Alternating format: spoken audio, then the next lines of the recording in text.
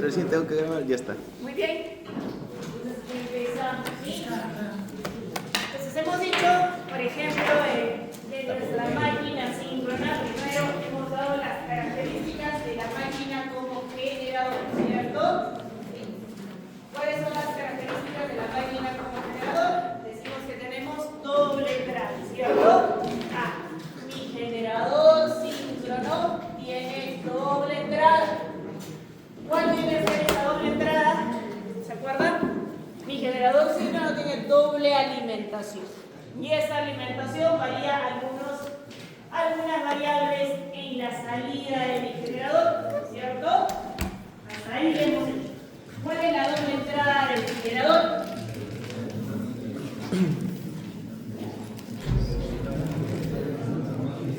¿Se acuerdan ahí? La velocidad, ¿cierto? Recuerden que el generador, ¿sí? La velocidad que tengo que llevarla a través de una máquina prima, ¿sí? Yo tengo uno, la velocidad, y la otra es la corriente de campo, ¿cierto? Sí o sí debe estar alimentado su circuito de campo, la corriente de campo. Este viene a ser mi generador. Todavía no vamos a ver la variable de salida. Si yo estoy hablando de mi motor síncrono, y eso ya los que han hecho el laboratorio, igual, siempre va a tener doble entrada. Nos sentamos ahí, no de... Siempre va a tener doble entrada, ¿cierto? ¿Cuál es la doble entrada del motor síncrono?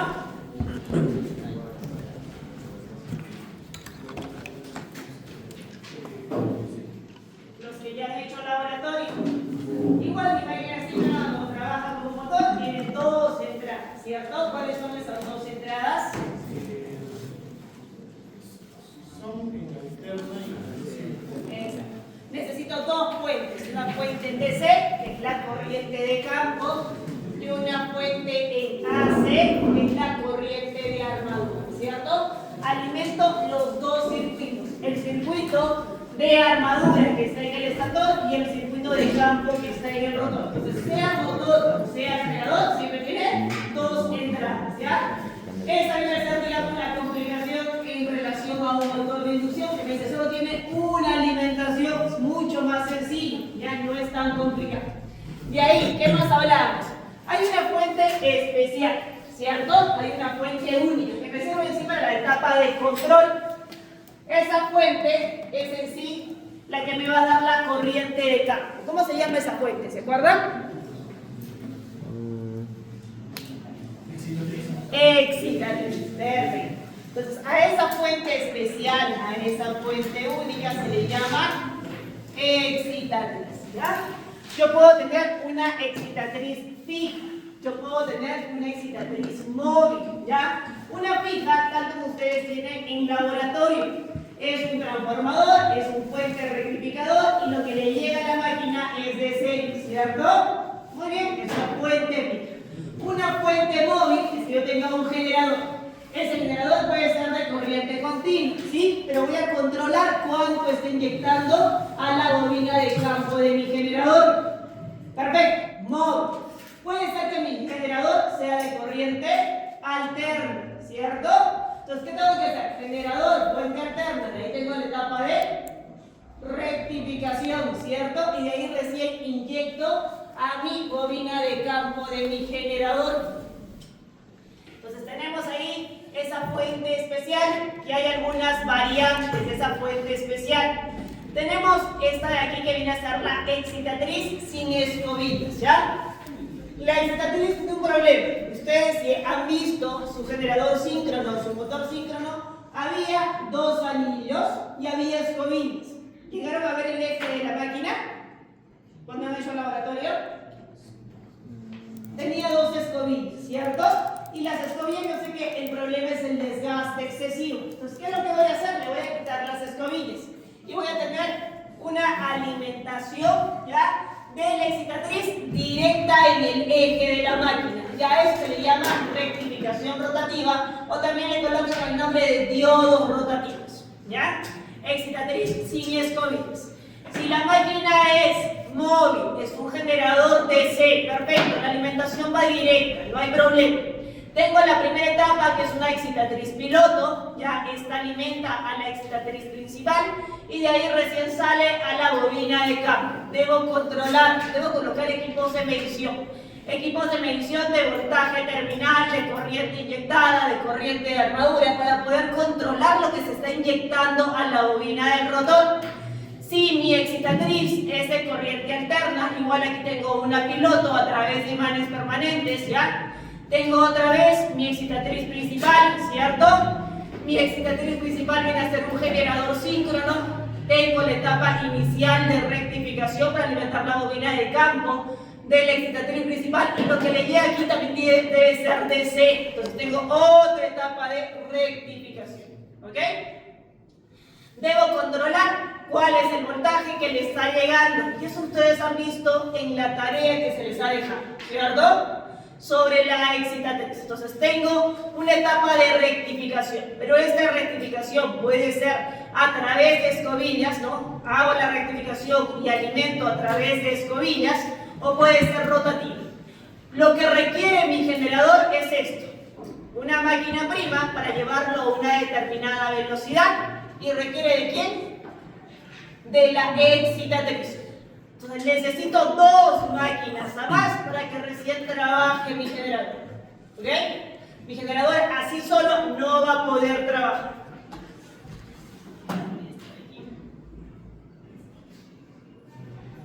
Vamos a ver si les he puesto algunas imágenes de excitatriz móvil, ¿ya? Me acuerdo si les he puesto. Aquí está. ¿Consiguen verla? Este es mi generador, ¿ya? Este viene a ser mi generador, esta viene a ser la excitatriz. Se le da un zoom para ver la parte del eje y ya no hay escobillas. ¿Qué es lo que tengo entonces? Una etapa de rectificación, y la etapa de rectificación es móvil. Rectificación rotativa en el propio eje de la máquina para eliminar las escobillas, ¿ok? Esta viene a ser la etapa de rectificación. Muy bien. Entonces ya sabemos cuáles son los elementos que nosotros necesitamos. Me voy al circuito equivalente. En el circuito equivalente hemos dicho, ok, yo tenía dos circuitos, el circuito de campo y el circuito de armadura, ¿cierto? Vamos a colocar esta aquí nomás. Yo tengo mi bobina de campo, ¿ya? Mi bobina de campo, a esta bobina le inyecto una corriente DC, le aplico un voltaje DC, ¿cierto? Esa es mi bobina de campo. Esta corriente inyectada a la bobina me crea un flujo magnético constante. Todas las variables que están aquí son variables en corriente continua. Tengo el circuito de armadura. Mi circuito de armadura es una tensión inducida, vamos a llamarle E, menos más una tensión inducida, y mi bobina presenta una reactancia y una resistencia, ¿cierto? Ese viene a ser mi circuito de armadura. Yo tengo tres bobinas, por lo tanto yo tendría que colocar tres de estas. Pero yo sé que las tres bobinas son idénticas. ¿Necesito colocar los otros dos? No, los simplificamos. Trabajamos solamente con una bobina, ¿cierto? Por lo tanto, los parámetros corresponden solo a una bobina. Esta viene a ser mi tensión inducida, esta viene a ser la reactancia síncrona y esta viene a ser la resistencia de armadura. ¿Perfecto? Circuito equivalente de mi máquina. Voltaje terminal, corriente de armadura por fase. Corriente de armadura por fase. Lo mismo se repite para las otras bobinas, pero yo sé otra vez que las tres bobinas son idénticas. El desplazamiento entre ellas es de 120 grados, ¿cierto? Para crear un campo uniforme alrededor de la máquina. Yo, cuando voy a hacer el circuito equivalente por fase de la máquina, ¿considero esto? No. ¿Qué es lo que considero solamente? El circuito de armadura. El circuito equivalente va con relación al circuito de armadura. ¿Para qué me sirve entonces esa corriente que yo estoy inyectando? ¿Para qué me sirve esa corriente que yo estoy inyectando? Para que aparezca esta tensión inducida. En esto influye, ¿ya? Entonces es directamente proporcional a esta tensión inducida. Y yo tengo la ecuación, perfecto. Por si acaso, tensión inducida es igual a una constante al flujo y a la velocidad de la máquina. ¿Ya? Pero no lo tomo en cuenta en el circuito equivalente. Vamos a colocar nuestro circuito equivalente. Tensión inducida es igual a ¿qué? Sigo mi circuito equivalente. Yo ya sé cuál es el sentido de la corriente, ¿cierto? Resistencia de armadura más reactancia síncrona por corriente de armadura más voltaje terminal. Ese viene a ser mi circuito equivalente. ¿Sencillo? Sí. Solamente he agarrado, ¿no?, la única malla que yo tengo y he colocado la ecuación correspondiente a mi circuito equivalente. Lo que tengo que saber es que cuando nosotros trabajamos en corriente alterna, yo no tengo como voltaje 220 voltios. Yo tengo como voltaje 220 voltios a un ángulo, ¿cierto? Yo no tengo una corriente de 5 amperios. Tengo 5 amperios a un ángulo. Hay un ángulo existente, ¿cierto? No lo conseguimos ver de esta forma, que a veces para ayudarnos utilizamos nuestro diagrama fasorial. La referencia es el voltaje terminal, ¿cierto? Está en el eje plano. Este viene a ser mi voltaje terminal. Voy a decir que la corriente de armadura está atrasada. Perfecto. Tú eres corriente de armadura, ¿sí? Hay una caída de tensión producida por esa corriente de armadura, sí, en la resistencia y en la reactancia, ¿cierto? En la resistencia no hay desfase. La resistencia no me crea desfase. Por lo tanto, sigue el mismo sentido de la corriente. Resistencia por corriente de armadura, caída de tensión. ¿Ok? La reactancia tiene un ángulo presente. Sí, porque es J, ¿cierto? ¿Cuánto viene a ser ese ángulo? 90 grados. Cada vez que vean J es 90 grados. Entonces coloco aquí con relación a la caída de tensión de la resistencia, que era 0, coloco esos 90 grados. Ahí está viene a ser la caída de tensión de la reactancia, XS por IA. ¿Por qué coloco de amplitud mayor? Porque siempre predomina la reactancia con relación a la resistencia. ¿Ya? La suma vectorial de todos estos voltajes que vienen a ser la tensión inducida. Este viene a ser la tensión inducida. ¿Cuál es el ángulo existente? Este ángulo para mí es muy importante. Se llama ángulo de carga. Se le conoce con la letra delta, ángulo de carga. Es el ángulo entre el voltaje terminal y la tensión inducida. ¿Por qué me es importante? Les coloco a ustedes un caso. Digamos que yo tengo la central hidroeléctrica Charcani 5 y está alimentando, ¿ya? Primero entra como carga moliendo, dejamos la lámpara, ¿sí? La cerramos. Primero entra como carga moliendo. Digamos que mi ángulo de carga es de 5 grados. Entró moliendo. ¿Qué pasa con ese ángulo? ¿Se mantiene? ¿Disminuye? ¿Aumenta? Aumenta, ¿cierto? Eso da para ver. Entonces, mi ángulo de carga, que era de 5 grados, aumentó ligeramente. Nos vamos a 10 grados. Ahora ingresa Camaná. En tiempo de playa. ¿A cuánto se va? A 15 grados, ¿cierto? De ahí ingresa todo Arequipa, incluido Cerro Verde. Recuerden que Cerro Verde consume 3 veces lo que consume toda la ciudad de Arequipa. Es enorme el consumo. ¿Qué pasó? Aumentó un montón, ¿cierto? Y hay un peligro. Por eso para mí es importante. El ángulo de carga mantiene o guarda la estabilidad de mi máquina, ¿sí? Mi máquina puede trabajar en régimen estable. Hay cambios de carga perfecto. Pero cuando hay un cambio muy brusco de carga, puede pasar a una zona que se llama zona de inestabilidad y no hay retorno. ¿Ya? Entonces, por eso es que mido constantemente ese ángulo de carga. ¿Cómo yo puedo hacer para que ese ángulo de carga disminuya? ¿Qué podrían hacer? Vean las variables de entrada. ¿Qué puedo hacer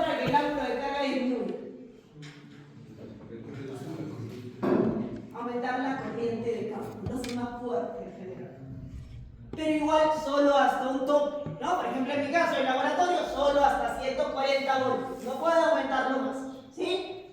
Y ahí, los que han hecho el laboratorio en la parte de motores también han visto lo mismo, pero en el comportamiento como motor, si mi motorcito tenía, por ejemplo, 20 voltios, era muy inestable. Le colocaba un poquito de carga y ya estaba bailando, ¿cierto? Le colocaba 100 voltios y ya no sucedía eso. ¿Ya?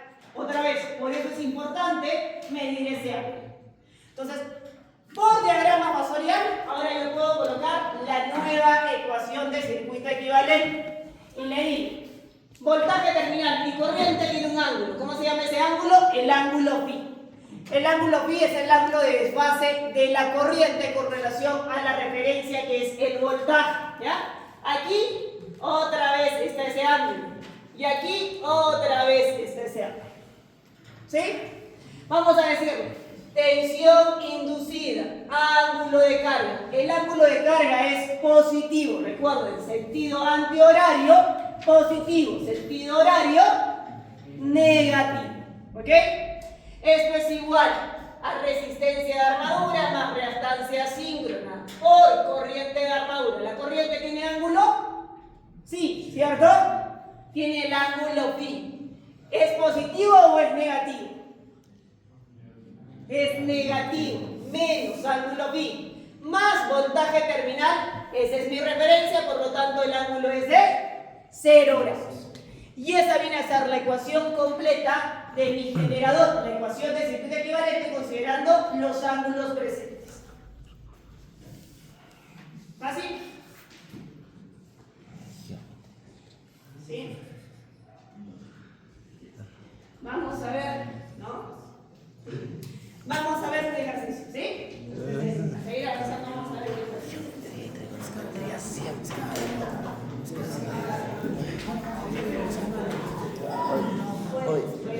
Geometría, trigonometría, ¿sabes? Si el profesor me ha dicho, les he dado 10 minutos para que puedan relajarse, para que puedan ir al baño. El sistema puede, el sistema puede.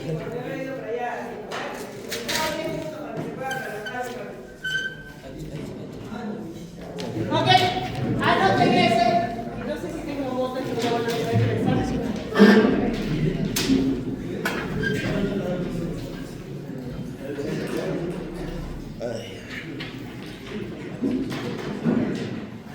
Anotamos y vamos a comenzar a resolver. Síncrono, voltaje. Los ejercicios son bastante parecidos a lo que les he puesto. A lo que vimos la semana pasada de parámetros del motor de inducción y a este. ¿Ya? Entonces tengo un generador síncrono de 480, 60 Hz, 6 polos, conexión de... Ya sé cuál es la velocidad de mi generador. Por tanto ya podría saber, ¿cierto? ¿Cuál viene a ser la velocidad de mi generador? Me dice 60 Hz, 6 polos. Por lo tanto, la velocidad es de...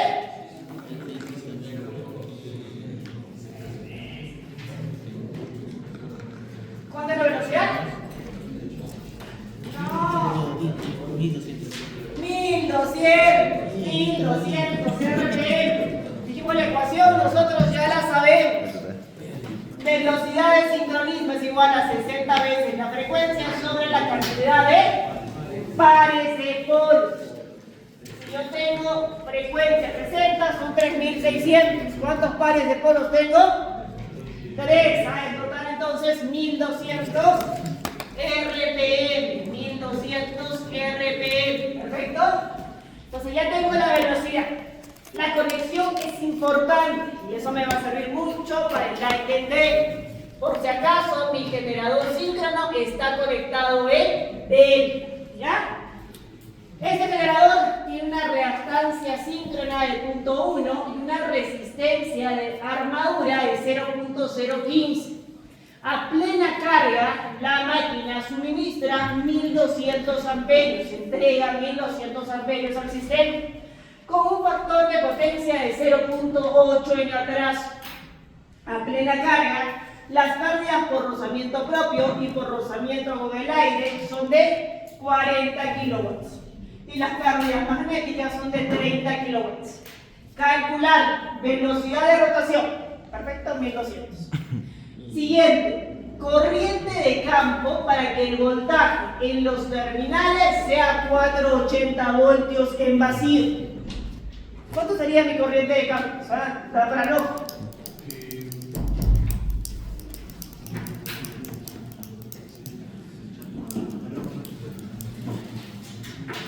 ¿Cuál sería mi corriente de campo? Vamos.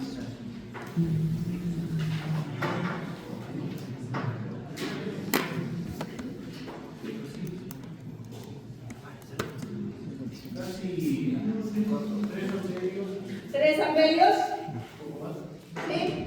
La curva de vacío, la curva de magnetización, la curva de vacío, la curva de magnetización que es la que ustedes han levantado. ¿Se acuerdan de cuando han hecho el laboratorio de generador síncrono?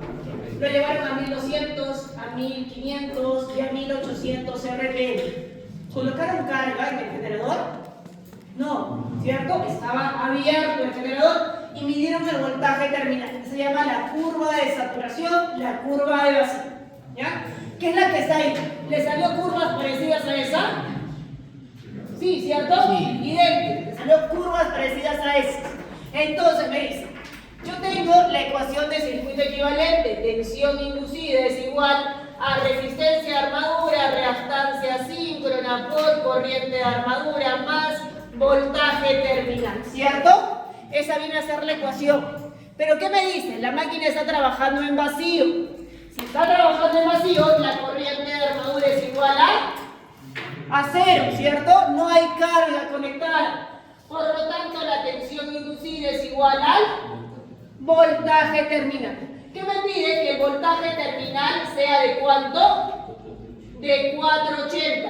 El eje que está ahí, el eje Y que está ahí, esa es tensión inducida. No es voltaje terminal, es tensión en vacío. ¿Ok? Pero me está diciendo que la máquina está trabajando en vacío, los dos son iguales. Para yo obtener 480 necesito una corriente de campo, este eje es corriente de campo. Necesito una corriente de campo de 480, no, 4.5 aprox. 0.7. Sí, ¿no? 4. Mi corriente de campo debe ser de 4.5 amperios. ¿Ok? Lo trabajo con el gráfico. ¿Así? Vamos a la siguiente. ¿Qué es lo que me piden la siguiente?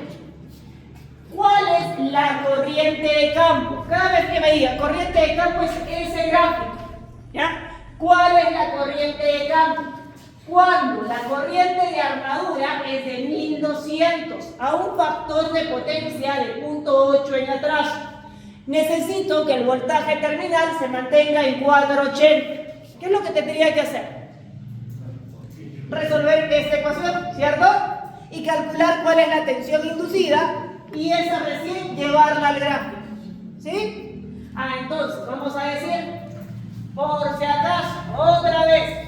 Tensión inducida es igual a resistencia de armadura, reactancia síncrona, corriente de armadura, más voltaje terminal. Es importante la conexión.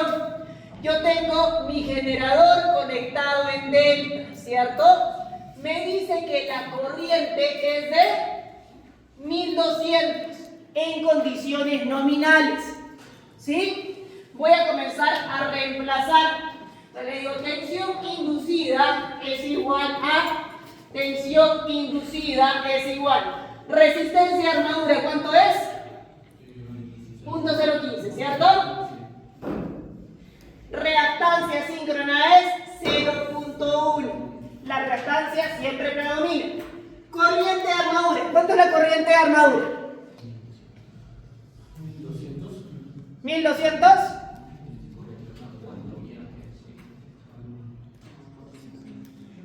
¿Sí? ¿Cuánta es la corriente de armadura? Recuerden que nuestro circuito equivalente es por bobina, por paso. Por aquí no pasa 1200. Exacto. Entonces, ¿cuánto pasa por aquí? Pasa 1200 sobre raíz de 3. Por eso es importante cuál es la conexión de su generador. ¿Ok? ¿Cuánto sale 1200 sobre raíz de 3? 692.82. 692.82. Perfecto. La corriente tiene ángulo y el ángulo es del factor de potencia, ¿cierto? Me dice, factor de potencia es 0.8. Entonces me está diciendo, por si acaso, el coseno de pi es 0.8. Yo quiero el ángulo. Quiero entonces arco coseno de 0.8. ¿Cuánto sale? 30. Arco coseno de 0.8 es igual a 36.86. 36.8. Perfecto. ¿Qué otro dato me dan? ¿Está en atraso o está en adelanto? En atraso. El signo es negativo. Perfecto. Entonces sería menos 36.8. ¿Cuánto debe ser el voltaje terminal? 480. Lo debo fijar en 480. Por eso estoy calculando cuánto va a ser la tensión inducida para fijar el voltaje en 480. ¿Le coloco el valor de 480? ¿Sí o no? Sí, claro que sí, la conexión es delta. Aquí están los 480 y eso le está llegando a esta bobina, ¿cierto? Por lo tanto es 480 más 480 a un ángulo de 0 grados. ¿Ya? ¿Cuánto sale la tensión inducida? Ahí sí yo estoy perdido. Es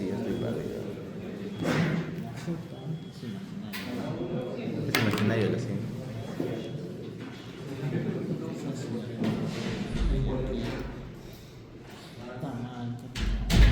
Yo no sé cómo se saca la calculadora eso.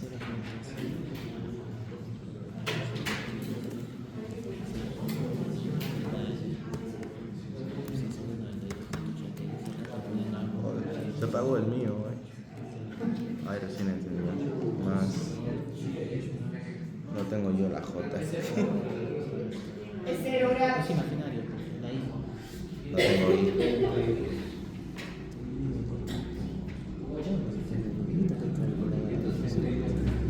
No, pero hay que renovar. ¿Cuánto le salió? Y me sale error.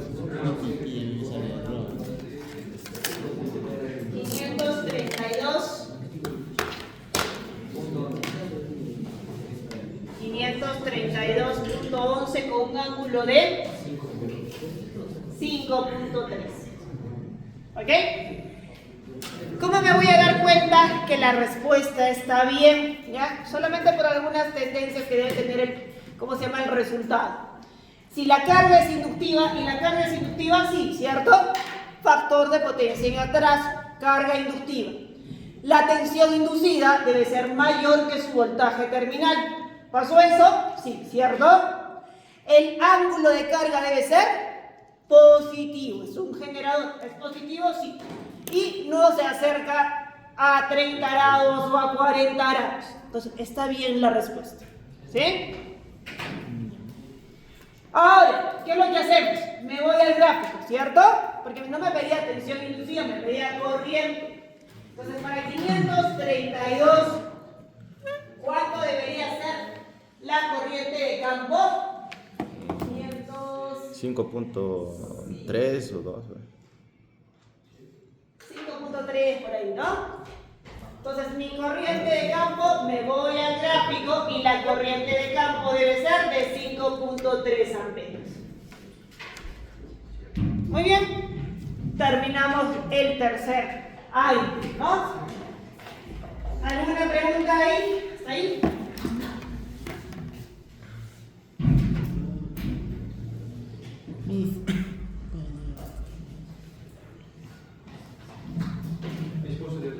Sí, sí. A ver, punto 015 más 0.1 de 692.82 menos 36.8. Ya. Es que sabes que lo que te está dando error creo que es más. O sea, yo lo coloco simplemente con comas. Le digo parte real, porque no es una suma. ¿Ya? Parte real, coma, parte imaginaria. ¿Cómo le ingresas aquí? Tienes que ver. Me voy al siguiente, me dice, ¿cuánta potencia suministra este generador para esa corriente de campo? ¿Cuánta potencia suministra la máquina prima? ¿Ya? ¿Qué tal si yo les digo que de un momento a otro yo perdí la carga? Ya tenía una carga de 1200 amperios, ¿ya? Tenía una carga de 1200 amperios y la perdí. ¿Cuánto sería mi nuevo voltaje terminal? ¿Podría hacerles esa pregunta? Sí, ¿cierto? Salió la carga por una falla en el sistema, se abrió el disyuntor ya de la línea X, entonces salió la carga. ¿Cuánto sería el voltaje terminal?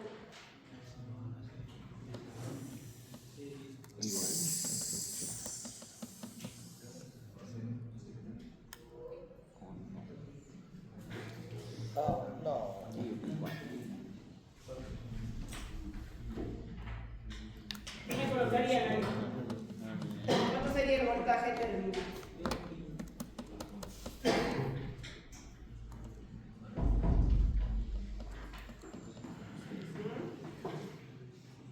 No la corriente, el voltaje.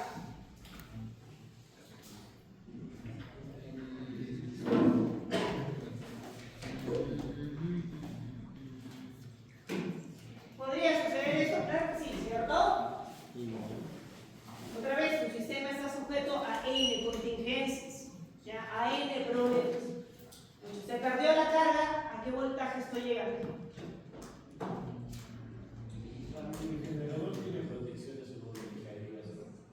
El generador va a tener protecciones, pero las protecciones, ¿qué es lo que se hace? Eso ahí es bastante bonito, ¿ya? Y otra vez ahí entra un montón de electrónica, ¿ya? ¿Qué es lo que se hace? O sea, yo tengo protección en la etapa de generación, en la etapa de las líneas, en la etapa de mis transformadores, a la entrada de mis centrales de distribución, ya tengo N protecciones. ¿Ya? Pero ¿qué es lo que tengo que hacer? Que todas esas protecciones hablen entre sí. Y eso es lo... Si hace estudios de gráficos uno sobre otro, eso se llama coordinación de protecciones. Digamos, como en su casa. ¿Ya? Entonces yo voy a hacer que yo tengo una protección en el medidor. ¿Han visto ustedes? Sí, hay una protección en el medidor, ¿cierto? Me voy a mi tablero principal. Yo tengo protecciones, sí, de tomacorrientes, de luminarias, de cargas especiales, ¿cierto? Tengo protecciones, tengo un interruptor principal. Digamos que falló la carga especial. La carga especial era un horno eléctrico. ¿Ya? Hubo un corte. ¿Debe saltar el disyuntor del medidor? No. ¿Cierto? Entonces, el más cercano a la falla debe saltar. Debe hacer la apertura. ¿Ya? Entonces, ¿yo qué tengo que hacer? Coordinar tiempos y magnitudes de falla para saber cuál es el que debe disparar. ¿Ya? Eso se llama coordinación de protecciones. En el caso de Cerro Verde todavía es mucho más bonito. ¿Ya? Porque esa subestación es la más grande de América, creo. ¿Ya? La subestación de San José, 500 kilovoltios, ya los autotransformadores son enormes. ¿Ya? Hubo toda una logística para ingresar esos autotransformadores y para colocar la parte de seguridad de aterramiento, ¿no? Es, digamos, 2 pisos, ¿ya? Para colocar las bases de los autotransformadores. ¿Qué es lo que sucede en un sistema que es tan grande? ¿Ya? ¿Y qué pasa con los autotransformadores? Ustedes se acuerdan en la parte bonita de teoría, las corrientes de falla en un autotransformador son mucho más altas. ¿Ya? Tengo mucho más riesgo. ¿Ya? Y yo debo cuidar no solamente mi sistema, a las personas que trabajan, que operan el sistema. ¿Cierto? Esa debe ser mi principal función. Entonces, como las corrientes de falla son muy altas y estas corrientes suceden en microsegundos, milisegundos, ¿ya? ¿Qué hace? Todos los dispositivos de protección, ¿ya? Todos ven la falla. No es que uno la ve primero. ¿Ya? Pero, otra vez, la electrónica no hace nada si no está de la mano con quién. La parte de sistemas de comunicación. No sé si ustedes lo ven. Creo que sí, ¿cierto? Sí. Entonces, hay protocolos de comunicación. Todos ven la falla. Y entre ellos dicen, ¿cuál es el que salta? Ya, yo voy a saltar. Perfecto. Él hace la pregunta. ¿Ya? Es diferente a otros sistemas donde no, primero uno ve la falla. Ya eso ya no se llama coordinación de protecciones, eso tiene otro nombre. ¿Sí? Entonces, la parte eléctrica es muy bonita. ¿Ya? La parte electrónica tiene que estar ahí al lado y la parte de comunicación igual tiene que estar al lado. ¿No? Tengo que entender esos tres conceptos. ¿Sí? Muy bien. Les había mencionado, ¿qué pasa si sale la carga? ¿Qué sucede si sale la carga?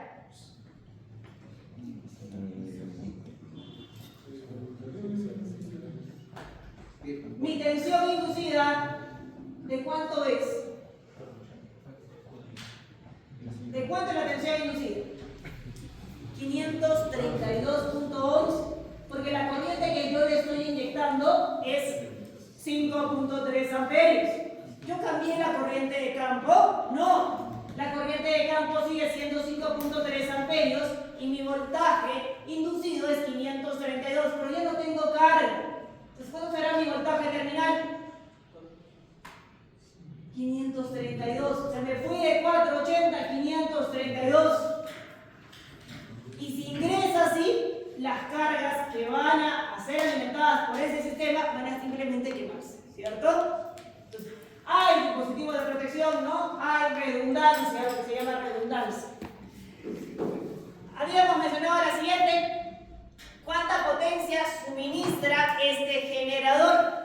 Entonces, yo tengo, la potencia de salida del generador. Vamos a la tendencia.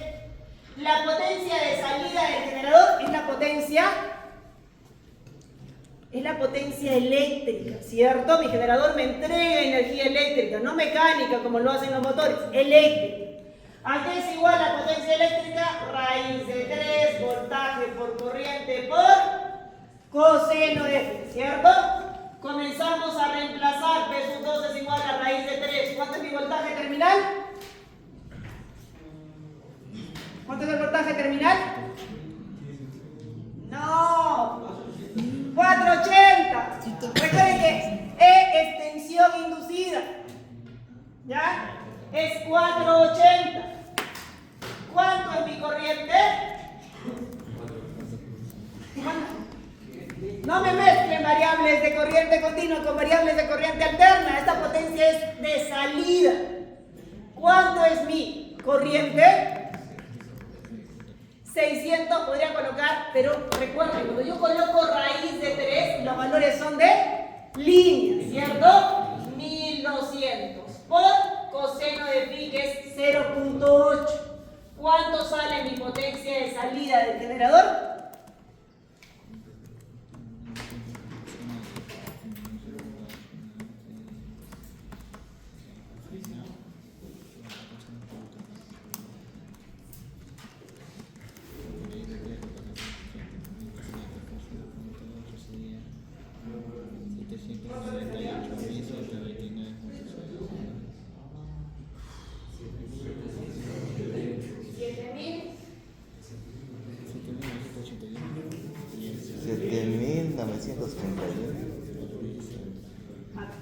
Me han dicho 7.904.1, creo.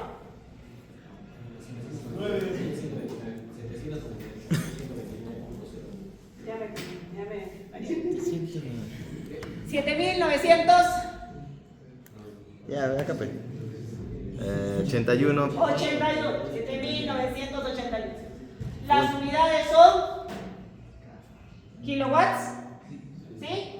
Kilowatts, 7.981 kilowatts. Esa viene a ser mi potencia de, salida, ¿cierto? Me voy al rendimiento. El rendimiento es igual potencia de salida entre la potencia de entrada, ¿sí? Esto es igual, potencia de salida. Potencia de entrada es potencia de salida más la sumatoria de todas las pérdidas, ¿cierto? Voy ahí, potencia de salida sobre potencia de salida. ¿Cuáles son las pérdidas que yo tengo en mi generador?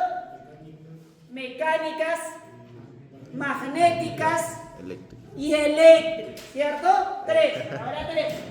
Pérdidas eléctricas, corriente al cuadrado por R. ¿Sí? Eso vienen a ser mis pérdidas eléctricas. Pero mi generador es trifásico. Por lo tanto, ¿qué hago? Lo multiplico por 3. 3 veces corriente al cuadrado por R. Más las pérdidas mecánicas, más las pérdidas magnéticas. Reemplazo los valores 3 veces. ¿Cuánto es la corriente? Y ahí generalmente hay un error. ¿Cuánto es la corriente? Si ven parámetros, es de bobina. ¿Ya? Si ven raíz de 3, son variables de línea. La potencia es 798 kilowatts.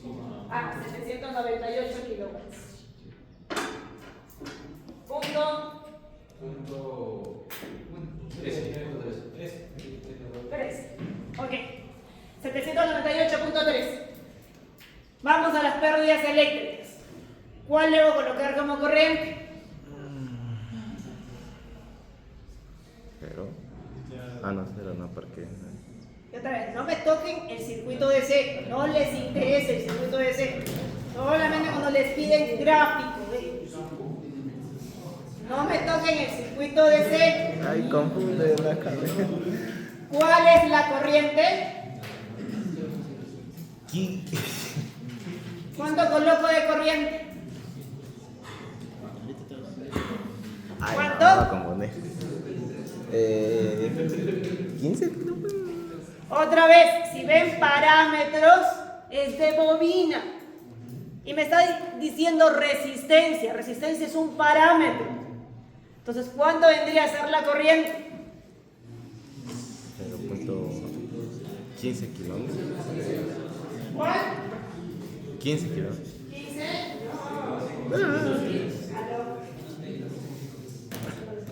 5.3.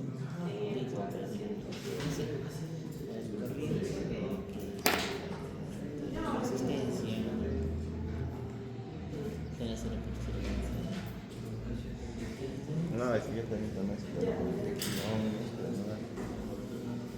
sea, tampoco es 24 kilómetros.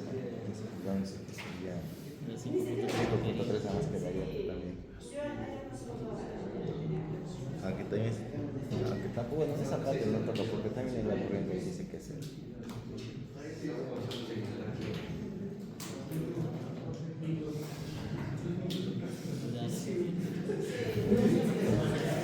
dice que parte de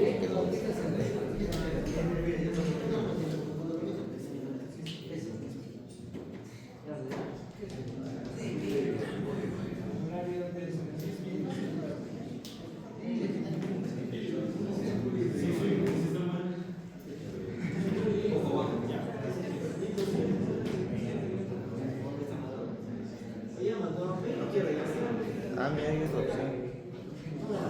Si no es de arriba 15, esto puede ser la corriente de campo 1200. Claro, me voy a tener.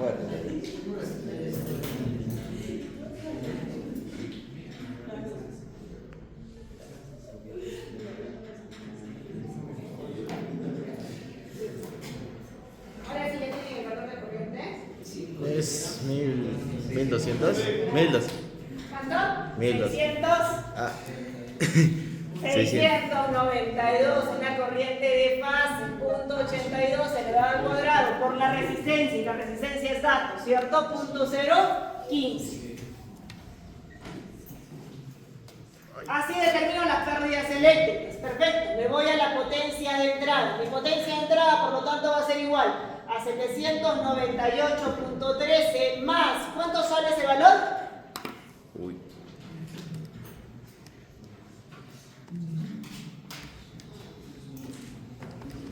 Es idéntico al ejercicio que les estoy dejando. Los datos, tienen que hacer algo. Solo tienen que sacarse 20. 21.500. Para el examen de SUXA les he dicho no entren en ejercicios, solamente preguntas. 3.500. No, 21.599. ¿No quieren preguntas? 21. ¿Cuánto salió? 21.599. 21.000. Allá, 5.6 para redondear ya 6. 21.6, ¿cierto? Esas vienen a ser las pérdidas eléctricas. Más las pérdidas mecánicas también son datos. Y ese es igual a 40, ¿cierto? Pérdidas mecánicas 40. Más pérdidas magnéticas. ¿Cuántos son? 30, ¿cierto? ¿Cuánto viene a ser la potencia de la máquina prima de mi generador? La potencia ingresada a mi generador. 889.73. 889.73. 9.73. Ok, ya tengo la potencia de entrada del generador. Ya puedo calcular el rendimiento, que es el siguiente ítem, que es la potencia de salida, 798.13 entre 889.73 por 100%. ¿Cuánto es el rendimiento?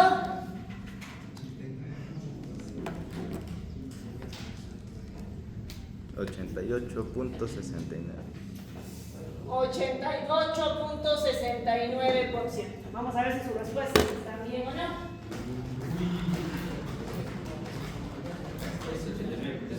$4.5 es el segundo, ya. Corriente de armadura, tensión inducida 532, perfecto. Corriente de campo 5.7, nosotros colocamos 5.3, eso ya es error simplemente nosotros. Potencia de entrada 798, la potencia de salida 798, potencia de 21.6. Potencia de entrada 889, perfecto, y rendimiento 89.75.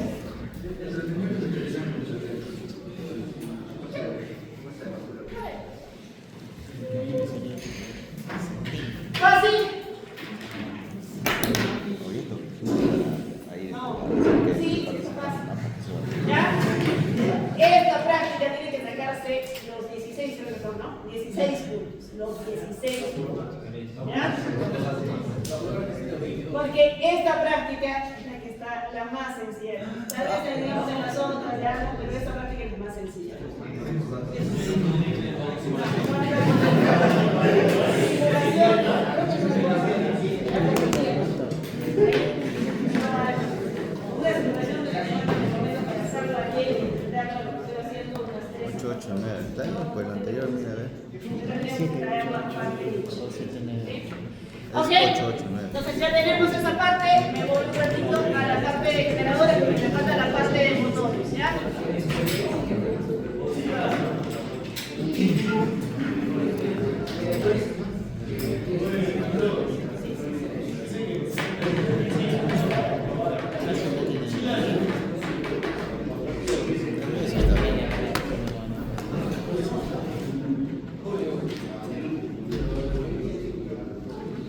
Muy bien, vamos a lo que es principio de funcionamiento. Terminamos con la parte de generadores al toque, ¿ya? Mi generador síncrono trabaja con carga, ¿ya? Mis cargas, antes las clasificábamos como cargas solamente pasivas, que significa que no cambiaban su comportamiento, ¿sí? ¿Cuáles son las cargas? Las resistencias, las bobinas y los condensadores, los capacitores, ¿cierto? Pero ahora podemos colocar que ya no solamente son cargas pasivas, son cargas no lineales, ¿cierto? Que viene a ser el dolor de cabeza de todos los sistemas. Las cargas no lineales son un dolor de cabeza, ¿ya? Porque me alteran el sistema, ¿no? Entonces, de una forma perfectamente sinusoidal pasa a una forma comportamiento de nuestros generadores frente a la carga. Me dice, si mi carga es resistiva, mi voltaje terminal, mi tensión inducida. Yo tengo una caída de tensión por resistencia y una caída de tensión por reactancia, que era la masonería que habíamos hecho hace un ratito, ¿cierto? ¿Hay una caída de tensión? Sí, sí hay una caída de tensión, ¿ya? Y la regulación de voltaje es positiva. ¿Por qué es positiva? Porque la tensión inducida es mayor que el voltaje terminal. ¿Qué es la regulación de voltaje? La caída de tensión. Eso pasó cuando ustedes hicieron laboratorio. ¿Se acuerdan cuando colocaron las cargas resistivas? ¿Pasó eso? Sí, hubo una caída de tensión. Yo tenía que tener 300 voltios a la salida y teníamos 80, 160, ¿cierto? Me voy al siguiente tipo de carga, carga inductiva. También, que es lo que estoy viendo, la tensión inducida es mayor que el voltaje terminal. Hay caída de tensión de resistencia y de reactancia. ¿La caída de tensión es mayor o no? Sí, la caída de tensión es mayor, ¿cierto? La caída de tensión es mayor. Es comportamiento propio de la carga inductiva. Entonces, las cargas les van a generar un efecto magnetizante o desmagnetizante. ¿Desmagnetizante dónde? ¿Se acuerdan de ese flujo principal producido por la corriente de campo, ese flujo constante? ¿Se acuerdan? En el gráfico que habíamos hecho, ese flujo principal se desmagnetiza o se magnetiza dependiendo del tipo de carga, ¿ya? En el caso de cargas resistivas e inductivas se desmagnetiza, se pierde, y a eso se le llama reacción de armadura, ¿ya? Si mi carga es capacitiva, ¿qué es lo que sucede? ¿Qué es lo que sucede con carga capacitiva? ¿La regulación de voltaje es positiva? No, ahora es negativa. ¿Por qué? Este vector yo lo proyecto sobre el eje X. ¿Y qué es lo que estoy viendo? Que la tensión inducida es menor que el voltaje terminal. Por lo tanto, yo tengo una regulación de voltaje negativa, ¿cierto? Comportamiento propio de los generadores con cargas capacitivas. ¿Sucedió eso en su laboratorio? Sí, la tensión aumentó, el voltaje terminal fue mayor, un efecto magnetizante. Vamos a esta parte. Dice, mi generador síncrono, ¿ya? Puede trabajar de dos formas. ¿Cuáles son esas dos formas? Puede trabajar aislado. Yo tengo mi grupo electrógeno, tal como está el grupo electrógeno N, y su carga viene a ser TECSU. ¿Perfecto? ¿Sí? Es un trabajo de forma aislada. Tu generador síncrono trabaja de forma aislada. Si yo incremento, recuerden que yo tengo dos entradas, corriente de campo y velocidad. Si yo incremento corriente de campo, ¿ya? Aumento la corriente de campo, la corriente de la excitatriz. ¿Qué pasa con el voltaje terminal?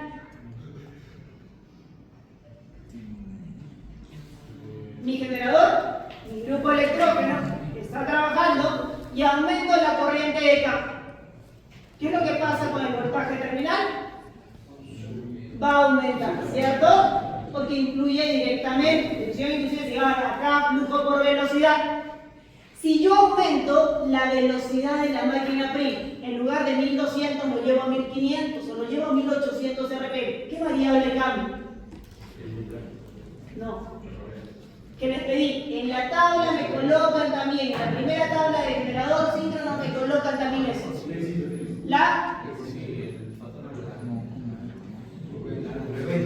La frecuencia. A 1200 era 40 Hz, a 1500 era 50 y a 1800 era 60 Hz. Entonces cambia la frecuencia, ¿ya? Entonces mi generador tiene un comportamiento y esas variables de entrada influyen directamente en una variable de salida, que es en este caso el voltaje terminal y la frecuencia, ¿cierto?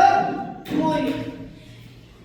Vamos a ver si nuestro generador trabaja acoplado a este de allí. Ahora, mi grupo de electrógeno lo voy a sincronizar. Ese es el nombre del cuadro. Sincronizar. Lo voy a ingresar a la red para que trabaje de la mano con los otros generadores síncronos que están en el sistema. Voy a la excitatriz y cambio la corriente de campo y la aumento. ¿Qué es lo que pasa?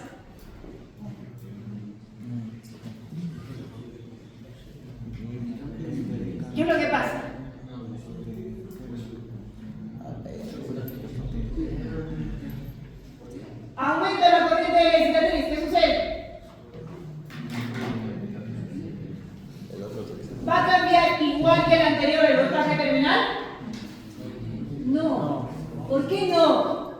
¿Ya? ¿Por qué no? Porque mi generador síncrono es como un pequeño grano de azúcar en una playa. Consigue cambiar que ahora en lugar de que esté salado o esté ahora dulce, no. Mi sistema es muy grande. Él no le hace cosquillas al voltaje terminal. El voltaje de mi sistema en baja tensión es 380. Mi generador no lo va a cambiar a 400. No tiene ese poder. ¿Estamos?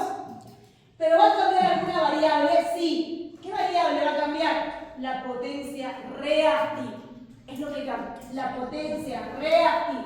Que el generador está entregando al sistema. Eso es lo que cambia. Pero no me puede cambiar el voltaje terminal. Vamos al otro caso. Mi generador está a 1200 y lo llevé a 1800 RPM. Aumenté la velocidad. ¿Ya? O mejor dicho, de 1800, que estaba la frecuencia de 60 Hz del sistema, lo bajé a 1200. ¿Qué es lo que va a cambiar? ¿Cambiará la frecuencia de la red?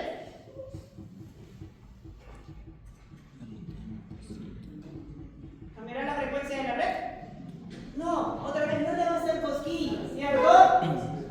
No le va a hacer cosquillas. Entonces, ¿qué es lo que va a cambiar? La potencia activa. Si yo bajo la velocidad, menos potencia puede entregar mi generador.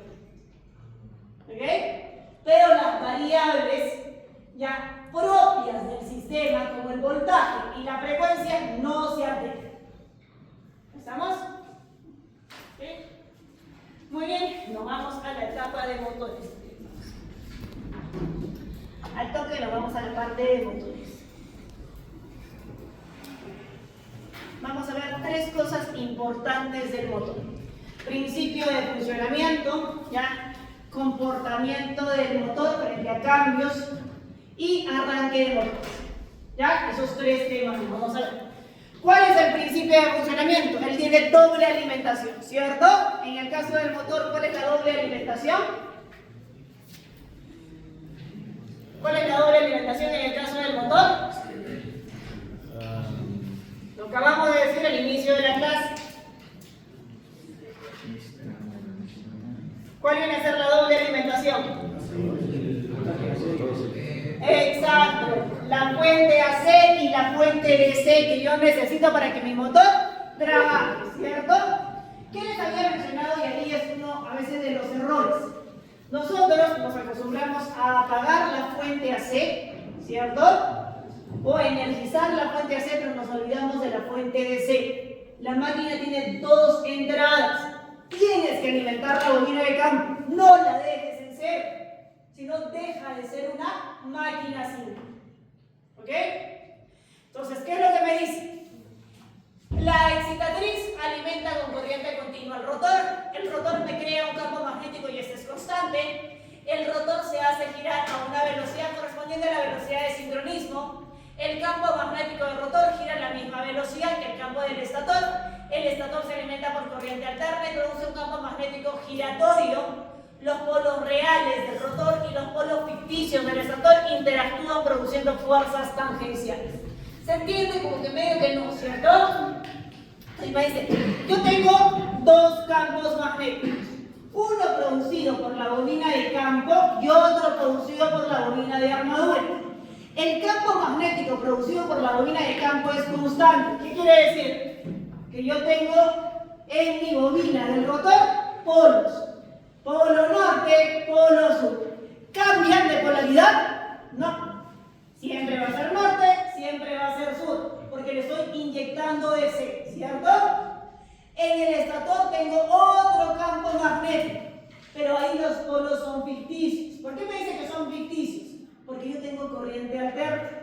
Por lo tanto, es positivo, negativo, positivo, negativo, positivo, negativo. Norte, sur, norte, sur, norte, sur. ¿Cierto? Cuando los dos campos magnéticos están presentes, ¿qué es lo que va a hacer? El estator, el rotor se energiza. Este aquí cambia los polos. ¿Y qué hace el rotor? Lo sigue. Es un imán. Son dos imanes presentes. Solamente que el que está en el estator cambia de polaridad. ¿Se entiende? Ese movimiento o la presencia de esos dos campos magnéticos es el torque presente de la máquina. ¿Sí? Entonces ya tenemos cuál es el principio de funcionamiento. Ahí existe un problema, ¿no? Comienzan a emparejarse. Si el rotor se hace muy pesado, yo tengo un torque o una carga en el eje del motor de 20 Nm y por ahí se me ocurrió llevarlo a 50 Nm. ¿Qué es lo que sucede? Y lo vieron en el caso del freno que estaba muy sensible. ¿Qué es lo que sucede? Exacto. Comienza a temblar el motor y a eso se le llama deslizamiento de polos. Exactamente el nombre de la falla es deslizamiento de polos. ¿Por qué? El rotor, dijimos, no cambia de polaridad, ¿cierto? Pero es muy pesado. No consigue girar a la misma velocidad que lo hace el estator. Entonces, avanza, retrocede y comienza a oscilar la velocidad. ¿Ya? Entonces, esa es una falla. Entonces, hay que tener cuidado que mi máquina no ingrese en modo de falla. Cuidar los valores del dato de placa de la máquina. Entonces, el torque es igual a la potencia sobre la velocidad, ¿no? Evitamos que oscile en un punto y después en el otro punto. Si la carga se hace muy pesada, el torque oscila primero en una forma y luego lo hace en otra, causando que el motor vibre. ¿Ok? Me voy a algunos efectos. Y vamos a colocar. Entonces yo tengo ahí mis variables. ¿Cuáles son las variables de mi motor? Vamos a colocarle mis variables: voltaje terminal, corriente de armadura, factor de potencia, tensión inducida, ángulo de carga, potencia absorbida por el motor. ¿Sí? Vamos a colocar ahí algunas variables del motor. Voy a colocarle aquí que estoy haciendo cambio de carga. Cambio de carga. Cuando yo hago cambio de carga, ¿qué significa? Mi motor, ¿ya? Mi motor estaba con 5 Nm y lo llevo a 10 Nm. ¿Qué variables permanecen constantes y qué variables cambian? ¿El voltaje terminal permanece constante? ¿Sí o no? Golpéalo, compañero. Fuerte. ¿Ok? El voltaje terminal. El voltaje terminal permanece constante o cambia. Constante, pues es la referencia, ¿cierto? Nunca voltaje cambia. ¿Ah? Nunca mi voltaje terminal cambia. Ese es constante. La corriente de armadura, ¿permanece constante o cambia? Este cambia. A mayor carga, mayor corriente. A este cambia. El factor de potencia también cambia. La tensión inducida. También como el voltaje terminal no cambia. ¿A qué es igual la tensión inducida? K flujo por velocidad. Esta ecuación me tengo que acordar. K flujo por velocidad. ¿El flujo lo cambié? No. No. ¿Cambié la velocidad? No. Por lo tanto, la tensión es constante. La tensión inducida es constante. El ángulo de carga, eso sí lo vimos, ¿cierto? ¿Cambia o no cambia? Cambia, claro, aumenta, ¿cierto? A mayor carga, cambia. La potencia absorbida por el motor. También, si hay mayor carga, corriente cambia y la corriente va de la mano con la potencia. También cambia. ¿Cierto? Entonces yo tengo mi motor síncrono trabajando con cambios de carga. Con cambios de carga. Vamos a este gráfico. Vamos a ver si es cierto o no. ¿Qué es lo que me está diciendo? Ok, este es mi voltaje terminal. Esta es mi primera corriente. ¿Ya? Digamos que mi carga es de 5 Nm. Aumenté la carga. Me fui ahí a 2, ahí a 3, aumenté y sigo aumentando la carga. Ahí a 4. ¿La corriente cambia? Por supuesto. Mayor carga, mayor consumo de corriente. ¿El factor de potencia cambia? Sí. Si era capacitivo, se vuelve inductivo. ¿Cierto?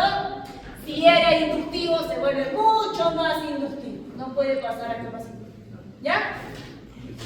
La tensión inducida, ¿cambia o no cambia? Por gráfico. La tensión inducida en magnitud no cambia. En magnitud. Si ustedes ven, este vector es igual que este, solo se desplaza, pero no cambia. ¿El ángulo de carga cambia? Sí. ¿La potencia cambia? Por supuesto. Va de la mano con la corriente. ¿Sí? Si yo tengo cambios de campo, si yo tengo cambios de campo, vamos a ver otra vez. ¿El voltaje terminal cambia o no cambia? ¿El voltaje terminal? Constante. No, es constante, siempre es constante, ¿cierto? ¿La corriente de armadura cambia o no cambia? Sí cambia. Por gráfico me dice que no, ¿cierto? Pero sí cambia. ¿Ya? ¿Por qué? Otra vez, yo tengo la carga, la mantengo constante. La carga no la estoy cambiando, la carga es constante. Lo que estoy cambiando es el campo. Si yo le quito campo, le quito fuerza y consume más corriente, ¿cierto? Si yo le aumento campo, tiene más fuerza y varío con ello la corriente de nuestro motor. Entonces la corriente sí cambia. ¿El factor de potencia cambia o no cambia? También cambia, ¿cierto? También cambia. ¿La tensión inducida cambia o no cambia? Ahora no es de la misma magnitud. ¿A qué es igual tensión inducida? K flujo por velocidad. Estoy modificando el flujo. Flujo es corriente de campo. Por lo tanto, también K. Ahí sí recién cae el otro. El ángulo de carga. El ángulo de carga se reduce a mayor corriente de campo, menor ángulo de carga. ¿Cierto? También cambia. La potencia. Esa sí es constante porque depende de la carga. Esa es constante. ¿Ya? Yo les pedí en laboratorio, a los que ya han hecho, que hagan eso. ¿Cierto? ¿Les salió así?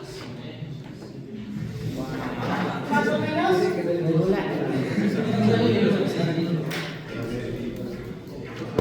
Pues yo tengo que armar algo que se llama las famosas curvas V, ¿cierto?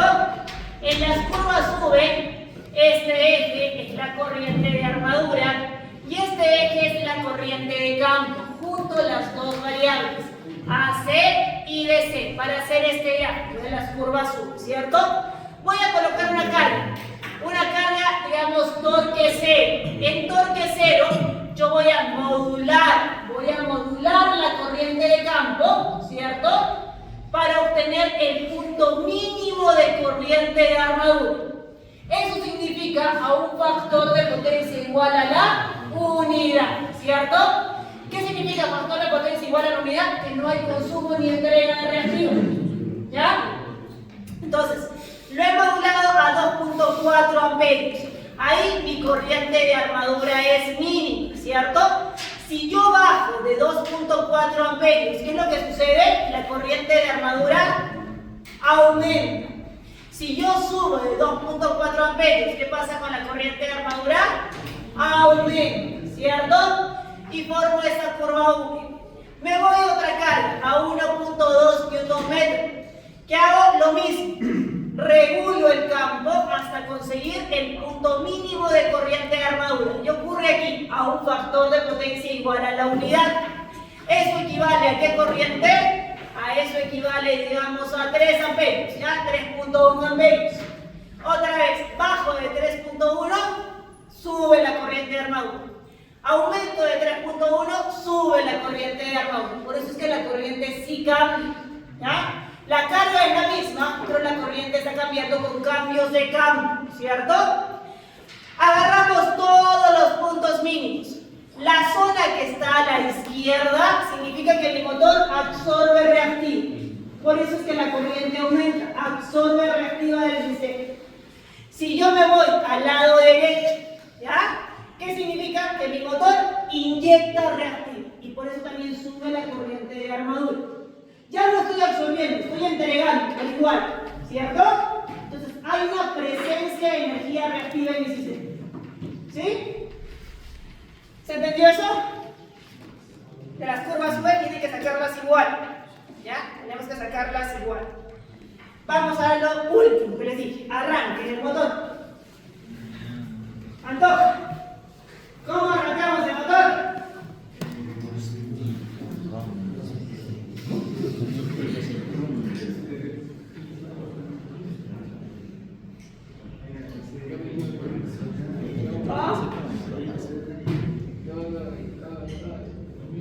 ¿Quién me está escuchando? Les coloco el caso. Tienen un motor de 200 kilowatts. De peso, el rotor es de, vamos a colocarle 200 kilogramos. Tiene que ir a una velocidad de 900 revoluciones por minuto. Tengo que llevarlo en el menor tiempo posible a esa velocidad, 900 revoluciones por minuto. ¿Cómo hago eso? Que ese viene a ser mi problema del motor síncrono. ¿Cómo lo llevo al rotor a esa velocidad? Díganme cómo hacemos.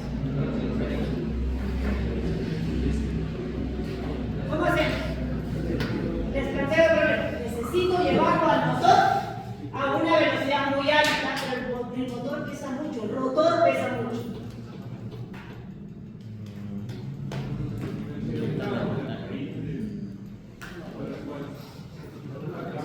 Recuerden que ahí es más algo mecánico, ¿cierto?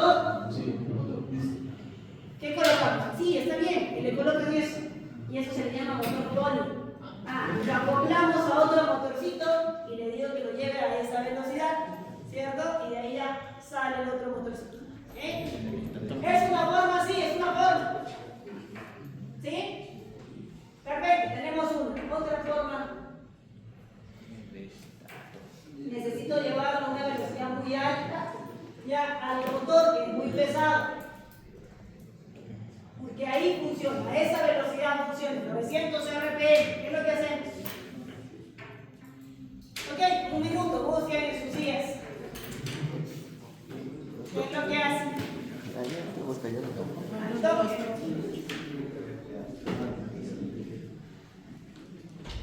¿Qué es lo que hacemos?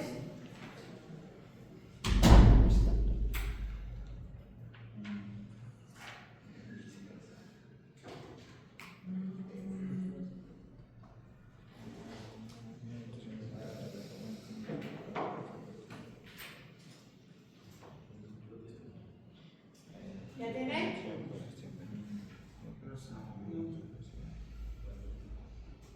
Al toque, de hecho, tus días, no para que estén. A ver, voy a buscar voluntarios al azar. Y ya tengo uno, ya.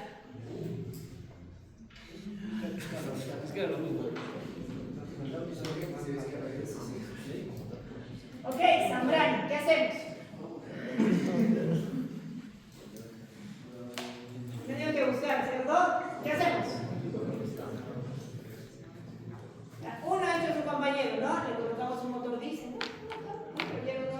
Con el extintor. ¿Qué más hacemos? Un variador de frecuencia. Nada. Santuyo, que está todo el rato sirviendo a la gente. ¿Qué hacemos?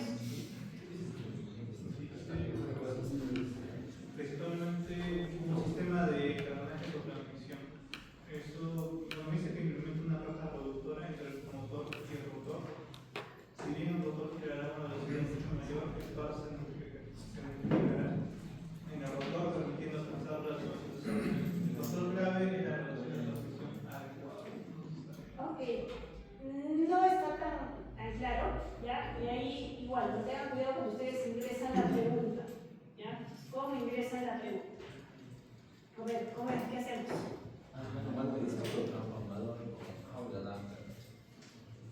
Damper significa amortiguamiento, ¿ya? ¿Qué es lo que si hemos hecho? Sí, se utilizan unas barritas de amortiguamiento y se hace a la máquina trabajar como un jaula de ardilla, ¿sí? Esa es otra forma. Tenemos dos, me falta una más. Variadores de velocidad. ¿Cierto? Variadores de velocidad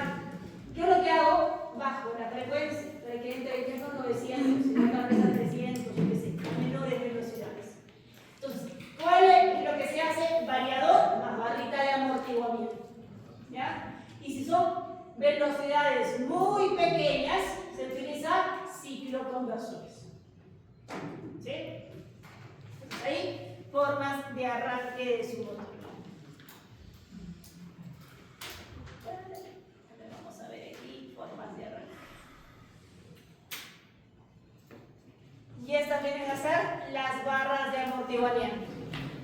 En la superficie polar se colocan estas barras de cobre cortocircuitadas por anillos y aquí abajo está la bobina de campo.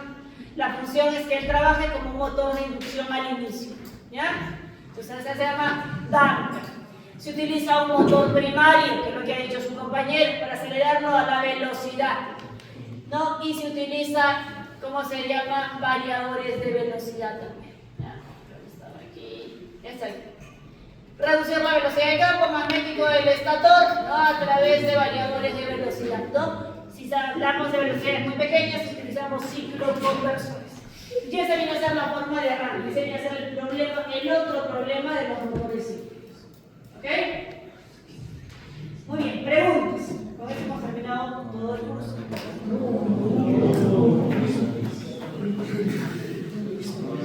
¿Preguntas? La respuesta. Vamos a ver lo de sufragio.